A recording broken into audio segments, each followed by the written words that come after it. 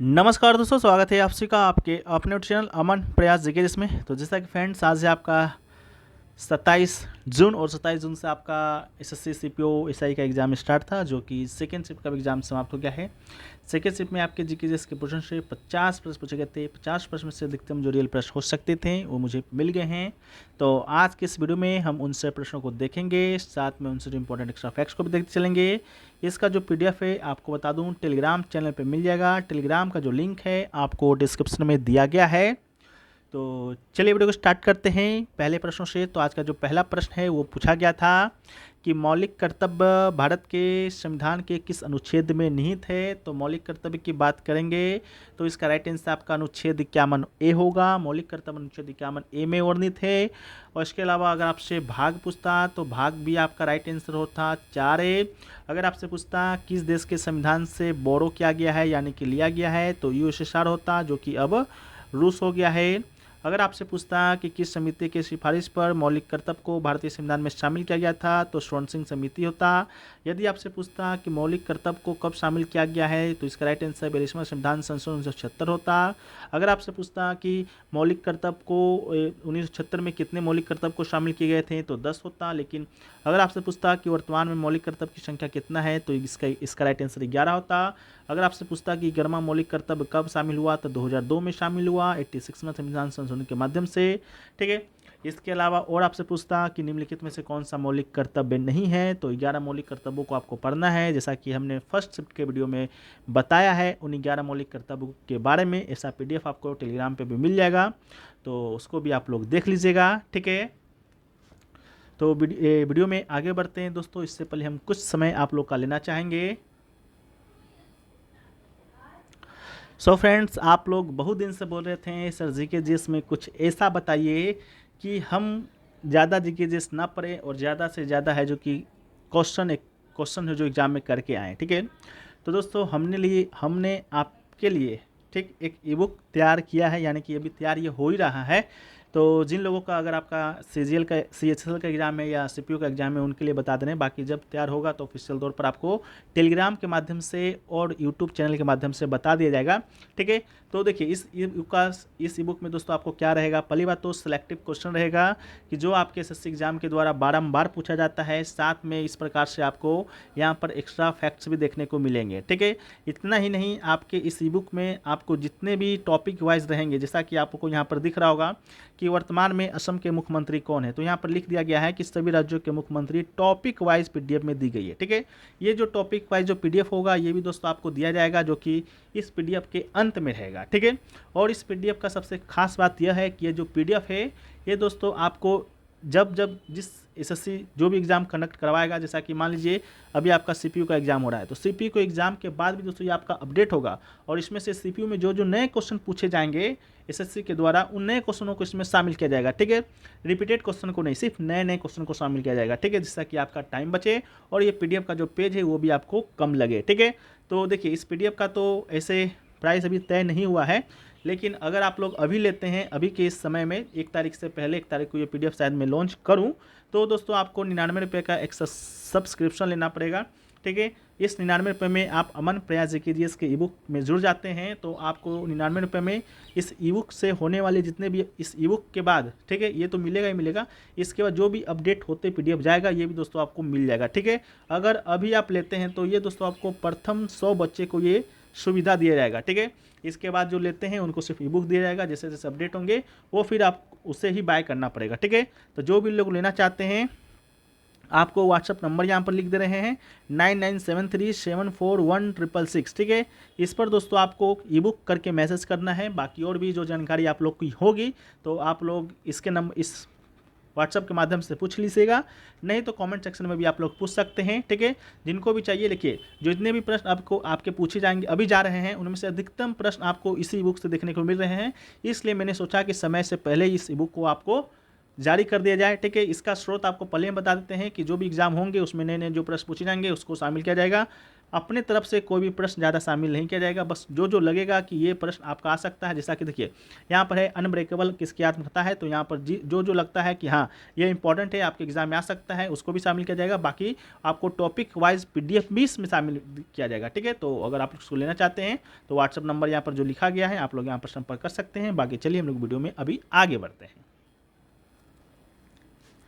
Next question पूछा गया है कि संविधान के किस भाग को भारतीय संविधान का मैग्ना कार्टा कहा जाता है। ठीक है, तो भारतीय संविधान का मैग्ना कार्टा की बात करेंगे तो आपका भाग 3 को भारतीय संविधान का मैग्ना कार्टा कहा जाता है। ठीक है, भाग 3 में है क्या, तो भाग 3 में आपका मौलिक अधिकार है। मौलिक अधिकार की बात करते हैं तो कौन से अनुच्छेद में है, तो 12 से लेकर 35 तक के अनुच्छेद में है। ठीक है, इसके अलावा ये भारत के मैग्ना कार्टा के रूप में वर्णित होता है।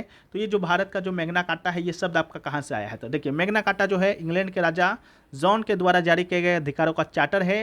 ये नागरिक के मौलिक अधिकारों का पहला लिखित दस्तावेज है और संविधान के भाग 3 में मौलिक अधिकार ही निहित है जो 12 से लेकर 35 तक का गठन करता है और अमेरिकी अधिकार विधेयक से प्रेरित है। यानी कि किस देश के संविधान से लिया गया है, तो अमेरिका के संविधान से लिया गया है। ये भी क्वेश्चन आज आपका एग्जाम में बना था। ठीक है, इसके अलावा भाग 3 में उचित मौलिक अधिकारों की लंबी और व्यापक सूची है। यह विश्व में कहीं और की तुलना में अधिक विस्तृत है। ठीक है, इसलिए इस भारतीय संविधान को भाग 3 का भारत का मैग्ना कार्टा कहा जाता है। ठीक है, तो उसको भी याद रखिएगा। अगला क्वेश्चन देखिए पूछा गया कि अंबुबाची मेला है जो कि किस राज्य का त्यौहार है। ठीक है, तो अंबुबाची मेला की बात करेंगे तो अंबुबाची मेला इसका राइट आंसर होगा असम। और असम में एक आपका मंदिर है जो कि कामाख्या मंदिर के नाम से प्रसिद्ध है, वहीं पर यह मेला है जो कि जून के महीने में लगता है और यह पूरे भारत की सबसे बड़ी धार्मिक सभाओं में से एक है। यही मान्यता है कि कामाख्या मात्र पंथ शक्ति का प्रतीक है और अंबुबाची का अर्थ स्पोकन विथ वाटर है। ठीक है, इसके अलावा असम के अन्य मेले और त्योहारों को देखें तो बिहू फेस्टिवल, इसके अलावा Dam Mephi festival, Majuli festival, Dihing Patkai festival, Kaziranga elephant festival और अली रे लियंग फेस्टिवल, ये सभी फेस्टिवल आपके एग्जाम में बारी बारी करके पूछा जा चुका है। ठीक है, और आगे भी पूछे जाएंगे। ठीक है, तो याद रखिएगा। अगला है ओणम भारत के किस राज्य में मनाया जाने वाला त्यौहार है, तो ओणम इसका राइट आंसर दोस्तों केरल होगा। यह केरल का फसल काटने का उत्सव है। ठीक है, और फसल काटने का उत्सव एक पोंगल भी है जो कि आपका तमिलनाडु में मनाया जाता है, तो इसको भी याद रखिएगा। बिहू की बात करते हैं तो बिहू दोस्तों आपका असम में मनाया जाता है, इसको भी याद रखिएगा। इसके अलावा माघ साजी की बात करते हैं तो माघ साजी फेस्टिवल दोस्तों आपका हिमाचल प्रदेश में मनाया जाता है, इसको भी याद रखिएगा। मकर संक्रांति तो आप लोग जानते होंगे उत्तर भारत में, और मकर संक्रांति का ही अलग अलग नाम है जो कि अलग अलग राज्यों में अलग अलग नामों से मनाया जाता है। ये जो ओणम है ये राजा महाबली के आगमन के उपलक्ष्य में मनाया जाता है। यह त्यौहार 10 दिनों का होता है। यह एक फसल काटने का उत्सव भी है और चिंगम के मलयालम कैलेंडर माह में 22वें नक्षत्र थिरुओणम पर पड़ता है जो ग्रेगोरियन कैलेंडर में अगस्त सितंबर के साथ आच्छादित होता है। ठीक है, इसके अलावा मकर संक्रांति देखिए कर्नाटक में मनाया जाता है। हम्पी त्यौहार कर्नाटक में, होयसला महोत्सव कर्नाटक में, करगा भी कर्नाटक में। केरल में ओणम के अलावा त्रिशूरपुरम, अराउटू, अरनमुला और उस्ट्रिट। इसके अलावा गोवा में सिग्मो। ठीक है, देखिए गोवा का भी फोक डांस आया था लेकिन ये त्यौहार है, तो सिग्मो, साओजाओ त्यौहार, गोवा कार्निवल और ईस्टर आपका गोवा में। तमिलनाडु में महामयम, थाईपुसम याद रखिएगा, थिगई दीपम और थिरुवारू महोत्सव। ठीक है, इसको भी याद रखिएगा, ये तमिलनाडु में मनाया जाता है। ठीक है, नेक्स्ट क्वेश्चन देखिए पूछा गया कि सारे जहां से अच्छा हिंदुस्तान हमारा गीत के लेखक कौन है। ठीक है, तो देखिए सारे जहां से अच्छा हिंदुस्तान हमारा गीत के लेखक है मोहम्मद इकबाल, तो इसका राइट आंसर आपका मोहम्मद इकबाल होगा। इसके अलावा आपको बता दें कि ये जो गीत है आपका उर्दू भाषा में लिखा गया है और इसे तराना है हिंद भी कहा जाता है। ठीक है, तराना है हिंद भी कहा जाता है। इसके अलावा ये मूल रूप से 16 अगस्त 1904 को साप्ताहिक पत्रिका इतिहाद में प्रकाशित हुआ था। ठीक है, किसमें हुआ था, इतिहाद में प्रकाशित हुआ था। इसके अलावा नेक्स्ट क्वेश्चन पूछा गया कि चार्टर एक्ट 1833 में किसका एकाधिकार समाप्त हो गया था। ठीक है, तो चार्टर एक्ट 1833 की बात करते हैं तो चीन का एकाधिकार आपका समाप्त हो गया था। चार्टर अधिनियम 1833 के कुछ प्रावधान है, उसको देखिए। ब्रिटिश क्राउन के नाम पर 20 साल के लिए कंपनी के लिए नवीनीकृत पट्टा दिया गया था। चीन और चाय के साथ ईस्ट इंडिया कंपनी का व्यापारिक अधिकार समाप्त हो गया था। यूरोप के अप्रवासी और भूमि संपत्तियों के अधिग्रहण पर सभी प्रतिबंध हटा दिए गए थे। बंगाल के गवर्नर जनरल को भारत के गवर्नर जनरल के रूप में नामित किया गया था। प्रेसिडेंसी की विधायी शक्तियां समाप्त हो गई थी। भारतीय विद्या आयोग की शुरुआत की गई थी। कानूनी का संहिताकरण हुआ था और गुलामी का उन्मूलन यानी गुलामी का उन्मूलन यानी कि खत्म हुआ था गुलामी। ठीक है, नेक्स्ट क्वेश्चन पूछा गया PMSYM का फुल फॉर्म क्या है? PMSYM, ठीक है, तो PMSYM की बात करते हैं तो PMSYM का फुल फॉर्म है प्रधानमंत्री श्रम योगी मानधन योजना। ठीक है, प्रधानमंत्री श्रम योगी मानधन योजना है। प्रधानमंत्री श्रम योगी मानधन को फरवरी 2019 में श्रम और रोजगार मंत्रालय के तहत प्रधानमंत्री नरेंद्र मोदी के द्वारा लॉन्च किया गया था। इससे गुजरात के वस्त्रवाल में लॉन्च किया गया था। PMSYM दुनिया की सबसे बड़ी पेंशन योजना है और प्रधानमंत्री श्रम योगी मानधन एक केंद्रीय क्षेत्र की योजना है जिसे असंगठित श्रमिक की वृद्धावस्था सुरक्षा और सामाजिक सुरक्षा के लिए पेश किया गया था। ठीक है, मंत्रालय का नाम पूछेगा तो श्रम एवं रोजगार मंत्रालय इसका राइट आंसर होगा। नेक्स्ट क्वेश्चन पूछा गया किस भारतीय राज्य ने FIH पुरुष हॉकी विश्व कप 2023 की मेजबानी की है? तो इसका राइट आंसर आपका ओडिशा होगा। ठीक है, इसका राइट आंसर आपका ओडिशा होगा। ओडिशा ने 2023 में 15वें पुरुष विश्व कप हॉकी की मेजबानी की है। इसके अलावा 15वां पुरुष हॉकी विश्व कप राउरकेला और भुवनेश्वर में होगा, भुवनेश्वर के कलिंगा स्टेडियम में और राउरकेला के बिरसा मुंडा अंतर्राष्ट्रीय हॉकी स्टेडियम में। ठीक है, इसके अलावा ये जो बिरसा मुंडा अंतर्राष्ट्रीय हॉकी स्टेडियम है पूरे दुनिया का सबसे बड़ा हॉकी स्टेडियम है जहाँ पर बैठने की क्षमता आपका 20,000 है। ठीक है, और ये चौथी बार होगा जब भारत इस आयोजन की मेजबानी करेगा। ये दूसरी बार होगा जब ओडिशा में आयोजित किया जाएगा। ठीक है, नेक्स्ट क्वेश्चन है कि कौन सा अनुच्छेद यह निर्धारित करता है कि सर्वोच्च न्यायालय के द्वारा घोषित कानून भारत में सभी पर बाध्यकारी होंगे? ठीक है, सर्वोच्च न्यायालय यानी कि सुप्रीम कोर्ट अगर कोई भी कानून बना देता है कि कल से किसी को रोड पर नहीं निकलना है तो वो भारत के सभी क्षेत्र में लागू होंगे। ये कौन से अनुच्छेद के तहत? यह अनुच्छेद 141 के तहत। ठीक है, भारतीय संविधान के अनुच्छेद 141 में प्रावधान है कि सर्वोच्च न्यायालय के द्वारा घोषित कानून भारत के क्षेत्र के भीतर सभी न्यायालयों पर बाध्यकारी होगा। ठीक है, किस पर होगा? सभी न्यायालयों पर। ठीक है, नेक्स्ट क्वेश्चन है कि राज्यपाल वर्ष के पहले सत्र के प्रारंभ में संसद के सदस्यों को एक प्रथागत संबोधन देता है। किस अनुच्छेद के तहत? तो यह अनुच्छेद 176 के तहत। ठीक है, इसके अलावा भारतीय संविधान का 176 में कहा गया है राज्यपाल विधानसभा के प्रत्येक आम चुनाव के बाद प्रत्येक वर्ष के पहले सत्र के शुरू होने के बाद पहले सत्र की शुरुआत में दोनों सदनों की इस सम्मान के कारणों के बारे में संबोधित करेगा, इस सम्मान के कानूनों के बारे में संबोधित करेगा। ठीक है, नेक्स्ट है कि निम्नलिखित में से कौन कालका विंध्याधीन घराने से संबंधित है? तो कालका विंध्याधीन घराने की बात करते हैं तो इसका राइट आंसर होगा पंडित बिरजू महाराज। ठीक है, पंडित बिरजू महाराज एक भारतीय नर्तक, संगीतकार और गायक थे। वो भारत में कथक नृत्य के लखनऊ कालका विंध्याधीन घराने के प्रतिपादक थे। इसके अलावा 1986 में उन्हें पद्म विभूषण पुरस्कार से भी सम्मानित किया गया था। ठीक है, नेक्स्ट क्वेश्चन देखिए पूछा गया है कि आपका उष्णकटिबंधीय सदाबहार वन निम्नलिखित में से किस क्षेत्र में पाया जाता है? तो उष्णकटिबंधीय सदाबहार वन की बात करते हैं तो उष्णकटिबंधीय जो सदाबहार वन है वह आपका पश्चिमी घाट में पाया जाता है। ऑप्शन के अनुसार पश्चिमी घाट इसका राइट आंसर होगा, लेकिन वो आपका भारत के पूर्वोत्तर भारत के कुछ राज्यों में भी पाए जाते हैं। ठीक है, तो उष्णकटिबंधीय सदाबहार वन उच्च तापमान और भारी वर्षा वाले क्षेत्र में पाए जाते हैं। यह पश्चिमी घाट के पश्चिमी ढलानों, लक्षद्वीप, अंडमान और निकोबार के द्वीपों, पूर्वोत्तर भारत और तमिलनाडु तट के कुछ हिस्सों में पाया जाता है। ठीक है, इसके अलावा नेक्स्ट क्वेश्चन पूछा गया थियाम सूर्यमुखी देवी किस शास्त्रीय नृत्य से संबंधित है? ठीक है, तो थ्याम सूर्यमुखी देवी की बात करेंगे तो इसका राइट आंसर आपका मणिपुरी होगा। मणिपुर का प्रसिद्ध शास्त्रीय नृत्य है और उसी शास्त्रीय नृत्य के शास्त्रीय नृतंगना है थ्याम सूर्यमुखी देवी। ठीक है, तो इसको भी याद रखिएगा। इसके अलावा थ्याम जो सूर्यमुखी देवी हैं उन 6 मणिपुरी सांस्कृतिक प्रतिनिधियों में से एक हैं जिन्होंने भारत का प्रतिनिधित्व किया है और रूस में समृद्ध मणिपुरी सांस्कृतिक नृत्य प्रस्तुत किया जब भारत ने रूस की पहल पर दोनों देशों के बीच दोस्ती के शुरुआती चरण को बनाने के लिए सांस्कृतिक कार्यक्रम आयोजित किया था। ठीक है, जब भारत अपनी स्वतंत्रता के लिए बहुत छोटा था और उनके प्रदर्शन ने रूस के लोगों को मणिपुरी नृत्य की झलक और भी देखने को मिली, जहां तक उनमें नृत्य के बारे में अधिक जानने की जिज्ञासा भी पैदा की, जिसे समृद्ध भारतीय शास्त्रीय नृत्यों में से एक माना जाता है। ठीक है, नेक्स्ट क्वेश्चन है कि 2011 की जनगणना के अनुसार कुल जनसंख्या में महिला श्रमिकों का प्रतिशत कितना है? तो महिला श्रमिकों का प्रतिशत की बात करेंगे तो महिला श्रमिकों का जो प्रतिशत होगा इसका राइट आंसर 25.6% होगा। ठीक है, कुल जनसंख्या में कुल कार्यरत जनसंख्या 39.79% है। कुल श्रमिकों में 53.26% पुरुष श्रमिक थे और 25.1% महिला श्रमिक थे। ठीक है, इसके अलावा 2011 में भारतीय स्तर पर कार्यबल भागीदारी दर में महिलाओं के लिए 25.51 और पुरुषों के लिए 53.26% है। नेक्स्ट क्वेश्चन है कि निम्नलिखित में से कौन सी पुस्तक भारतीय उपन्यासकार खुशवंत सिंह की आत्मकथा है। ठीक है, तो इसका right answer truth love and little marriage इसका राइट आंसर होगा। Truth love and little marriage भारतीय उपन्यासकार खुशवंत सिंह की आत्मकथा है। भारतीय लेखक हैं, वकील है, राजनयिक है, पत्रकार है और राजनीतिज्ञ भी है। ठीक है, उन्होंने 1947 के भारत के विभाजन का अनुभव किया है और जिसने उन्हें 1956 में ट्रेन टू पाकिस्तान उनका सबसे प्रसिद्ध उपन्यास लिखने के लिए प्रेरित किया था। ठीक है, तो ट्रेन टू पाकिस्तान ये भी आपका क्वेश्चन है जो कि एग्जाम में पूछा जाता है, इसको भी याद रखिएगा।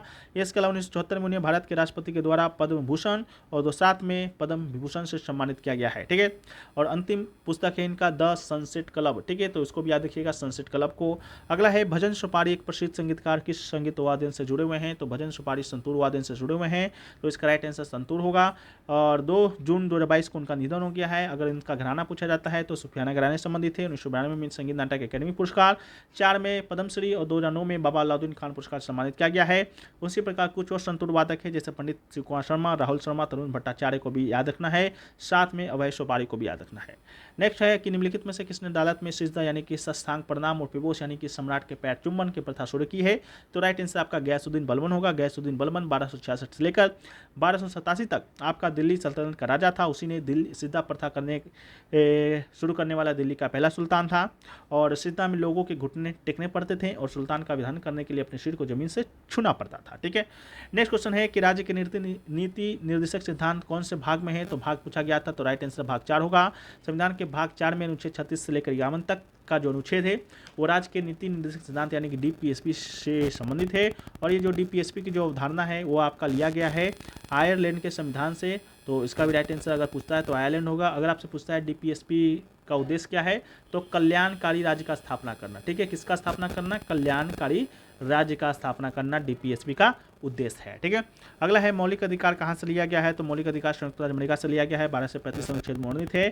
इसके अलावा कौन से भाग हैं, भाग 3 में, जिसे कि भारत का मैग्ना कार्टा भी कहा जाता है। वर्तमान में 6 मौलिक अधिकार हैं। ठीक है, पहला अधिकार है समानता का अधिकार जो कि अनुच्छेद 14 से 18 तक में वर्णित है। दूसरा आपका है स्वतंत्रता का अधिकार अनुच्छेद 19 से 22। तीसरा है शोषण के विरुद्ध अधिकार 23-24 में है।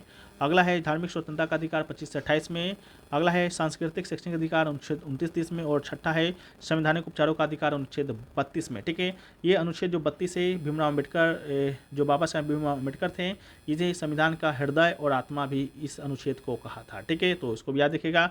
इस अनुच्छेद के तहत ही आप 5 प्रकार के रिट जारी होते हैं और इस अनुच्छेद के तहत ही अगर आपका मौलिक अधिकार का हनन होता है किसी के द्वारा तो उसके तहत आप 226 के तहत आपका हाई कोर्ट में जा सकते हैं, अनुच्छेद 32 के तहत आप सुप्रीम कोर्ट जा सकते हैं। अगला है कि टेस्ट मैच में एक ओवर में सबसे ज़्यादा रन बनाने वाला बल्लेबाज कौन है। ठीक है, तो एक ओवर में सबसे ज़्यादा रन बनाने वाला बल्लेबाज आपका जसप्रीत बुमराह है। यहाँ पर आप लोग बोलिएगा वाह जसप्रीत बुमराह तो बॉलर है, बल्लेबाज कैसे बन गया। ठीक है, तो बल्लेबाज इसलिए बन गया क्योंकि एक ओवर में सबसे ज़्यादा रन है जो कि इन्होंने बनाया था। ठीक है, कब बनाया था, 2022 में इंग्लैंड के खिलाफ एक ओवर में 35 रन जो कि बटोरे थे। इसके पहले ये एक रिकॉर्ड आपका ब्रायन लारा का नाम था जो कि 2003-04 में साउथ अफ्रीका के खिलाफ एक ओवर में 28 रन बनाए थे। ठीक है, तो जो बल्लेबाजी करता है उसको हम लोग बल्लेबाज कहते हैं, जो गेंदबाजी करता है वो हम लोग गेंदबाज कहते हैं। ठीक है, लेकिन जसप्रीत बुमराह जो आधिकारिक तौर पर एक गेंदबाज ही हैं। ठीक है, बल्लेबाजी कर लेते हैं, बात अलग है। अगला है कि लॉर्ड डलहौजी ने अवध का विलय कब किया था, तो राइट आंसर 1856 होगा। विलय किए गए राज्य विलय का वर्ष की बात करते हैं तो सबसे पहले सतारा का नाम आता है 1848 में, संबलपुर का नाम 1849 में, जयपुर भी 1849 में, भगत आपका 1850 में, उदयपुर की बात करेंगे तो 1852 में, नागपुर आपका 1854 में, झांसी का विलय 1853 में और अवध का विलय आपका 1856 में। ठीक है, अगला है कि विजय कुमार किचलू किस घराने से संबंधित है, तो विजय कुमार किचलू की बात करेंगे तो राइट आंसर आपका आगरा घराना होगा। इनका जन्म साल 1930 में हुआ था और किचलू को 2018 में पद्मश्री सम्मानित किया गया था और 18 फरवरी 2023 को ये विजय कुमार किचलू का 93 वर्ष की आयु में निधन हो गया था। ठीक है, ये कलकत्ता से संबंधित हैं और नेक्स्ट क्वेश्चन है कि माई लाइफ किसकी आत्मकथा है, तो राइट आंसर विल क्लिंटन होगा। ये विल क्लिंटन की आत्मकथा है। 22 जून 2004 को विल क्लिंटन की आत्मकथा जारी हुई थी। पुस्तक माई लाइफ में 1008 पेज हैं। पुस्तक माई लाइफ अंग्रेजी भाषा में आधिकारिक तौर पर जारी किया गया था। इसके अलावा विल क्लिंटन ने 1993 से लेकर 2001 तक संयुक्त राज्य अमेरिका के राष्ट्रपति के रूप में कार्य किया है। यह पुस्तक नॉपफ पब्लिशिंग ग्रुप के द्वारा प्रकाशित किया गया था। अगला है 1825 में वेदांत कॉलेज की स्थापना किसने की थी, और जिसमें भारतीय शिक्षण और पश्चिमी सामाजिक और भौतिक विज्ञान दोनों में पाठ्यक्रम प्रदान किए गए थे। तो राइट आंसर राजा राममोहन होगा। राजा राममोहन राय के द्वारा वेदांत कॉलेज की स्थापना किया गया था 1825 में। और 1814 में आपका आत्मीय सभा का स्थापना भी इन्हीं के द्वारा। 1828 में आपका ब्रह्म समाज का स्थापना इन्हीं के द्वारा। 1829 में जो सती प्रथा लॉर्ड विलियम बेंटिक के द्वारा हटाया गया था, इन्हीं के प्रयासों के माध्यम से हटाया गया था। अगला है किस जनजाति की महिलाएं चक्री नामक पारंपरिक लोक नृत्य करती है, तो राइट आंसर आपका कंजर होगा। कंजर जनजाति चक्री नृत्य करती है, जो सबसे प्रसिद्ध लोक नृत्यों में से एक है। हिंदी में चक्री का शब्द होता है चक्कर, और जिसका अर्थ है वृत्ताकार घुमाव। और कंजर जनजाति राजस्थान के कोटा और बारात क्षेत्र में रहती है। ठीक है, नेक्स्ट क्वेश्चन है रण उत्सव। रण उत्सव किस शहर में मनाया जाता है, तो रण उत्सव आपका गुजरात में मनाया जाता है। तो इसका राइट आंसर गुजरात होगा। कच्छ के रण उत्सव को कच्छ महोत्सव या सिर्फ रण उत्सव भी कहा जाता है। श्वेत रण के किनारे आयोजित 3 महीनों का लंबा जश्न होता है। ये गुजरात पर्यटन की एक पहल है। अगला है निम्नलिखित में से किस भारतीय राज्य में लोक रंग उत्सव मनाया जाता है, तो लोक रंग उत्सव आपका मध्य प्रदेश में मनाया जाता है। तो इसका राइट आंसर आपका मध्य प्रदेश होगा। ठीक है, इसके अलावा मध्य प्रदेश में लोक रंग उत्सव मनाया जाता है हर साल। कब? 26 जनवरी को। कितने दिनों का त्यौहार? 5 दिनों का। इसके अलावा ये भोपाल शहर में आयोजित होता है। ठीक है, तो ये रहा आपका आज के सेकेंड शिफ्ट का क्वेश्चन। सेकेंड शिफ्ट का क्वेश्चन अभी तक कितना ही मिला है, और 2-4 क्वेश्चन है, उसको भी एक बार हम लोग देखते हैं। तो आपका पूछा गया था साइज ऑफ क्रिकेट पिच। ठीक है, क्रिकेट पिच का आपका साइज पूछा गया था। तो क्रिकेट पिच का साइज की हम लोग बात करते हैं तो 22 यार्ड होता है। ठीक है, 22 यार्ड होता है। हालांकि मेरे ख्याल से आपका यार्ड में नहीं दिया गया होगा, तो ठीक है, तो 22 यार्ड होता है, जिसमें से आपको बता दें कि 20.1 मीटर आपका लॉन्ग होता है और 3.05 मीटर आपका वाइड होता है। ठीक है, तो लंबाई चौड़ाई पूछा गया होगा, तो यही आपका इसका राइट आंसर होगा। इसके अलावा एक क्वेश्चन पूछा गया था पंडित विष्णु नारायण भातखंडे। ठीक है, पंडित विष्णु नारायण भातखंडे कौन से घराने से संबंधित है। ठीक है, नाम था इनका पंडित विष्णु नारायण भातखंडे। ठीक है, भातखंडे। ठीक है, घराना पूछा गया था, तो राइट आंसर आपका इनका ग्वालियर घराना हो जाएगा। और ग्वालियर घराना इसका राइट आंसर होगा, इसको भी याद रखिएगा। हिंदुस्तानी शास्त्रीय संगीत के विद्वान हैं। इसके अलावा आपका नेक्स्ट क्वेश्चन पूछा गया what is the study of statics. ठीक है, स्टैटिक्स मतलब जो स्टैटिक्स है उसमें हम लोग किसका स्टडी करते हैं, तो इसमें हम लोग साइंस एंड अर्गोवेली का and also the art of learning from data का हम लोग स्टडी करते हैं। बाकी ऑप्शन में क्या दिया गया था आप लोग कमेंट सेक्शन में बताइएगा। बाकी शायद ये डेमोग्राफी का पूछा गया था, तो पूछा गया होगा कि स्टैटिस्टिकल स्टडी ऑफ पॉपुलेशन, तो डेमोग्राफी अगर इसका राइट आंसर हो सकता है तो देखिएगा क्या पूछा गया था। हालांकि क्वेश्चन अभी क्लियर नहीं मिल पाया है, बाकी मिलेंगे तो हम लोग पीडीएफ में इसको देंगे। पीडीएफ टेलीग्राम पे मिलेगा। बाकी ई बुक के बारे में आप लोगों ने क्या समझा क्या ना समझा बताइएगा। कैसा है हमारा यह प्रयास, हम नहीं जानते कि इसमें हम कितना सक्सेसफुल हो पाएंगे, लेकिन जो भी होंगे जो भी करेंगे आप लोग के लिए ही करेंगे। और ठीक है, मिलते हैं हम लोग नेक्स्ट वीडियो में। जब तक के लिए जय हिंद, वंदे भारत।